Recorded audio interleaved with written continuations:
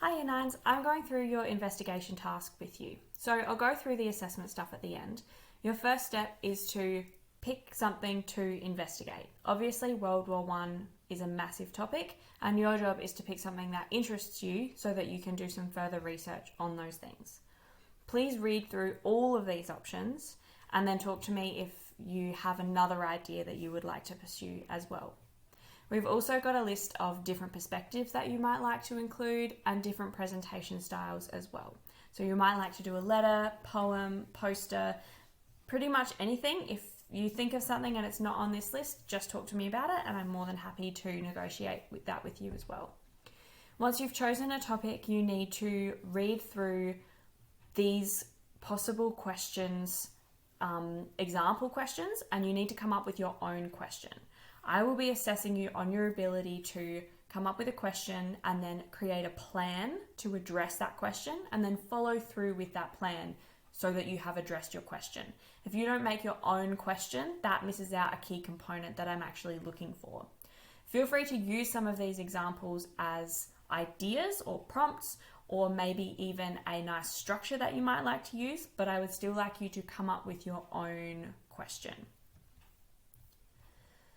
Once you've got your own question, you can actually start with your plan. A good way to plan is to do sub-questions, and that will help you to know what you're going to be working on next as you go through the task. Whether this is the paragraphs of an essay or sections of a PowerPoint or maybe sections of a poster, these sub-questions will really help you to actually break down the significant question that you are answering overall. Let me know if you want some help making up some sub-questions.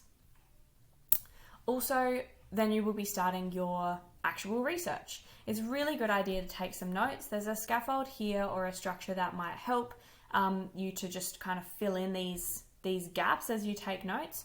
I actually don't mind how you take these notes, whether it's on Word or in your book.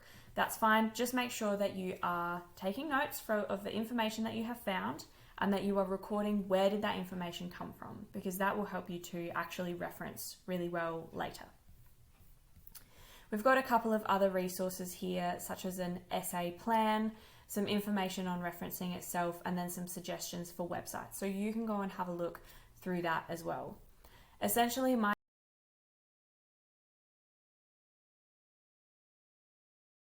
what is actually expected. Once you've read through that, maybe even pause the video now and actually read through it. So do that, pause.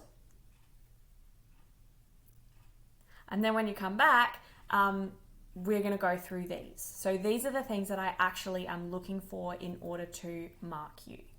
So I want to see that you have linked your topic with the wider context, the bigger context of World War I, so that you're not just honing in on one particular thing, but you actually are tying it to the political side of things. You're tying it to people back at home, people on the front line, those big ideas of World War I. I want to see that in your research as well.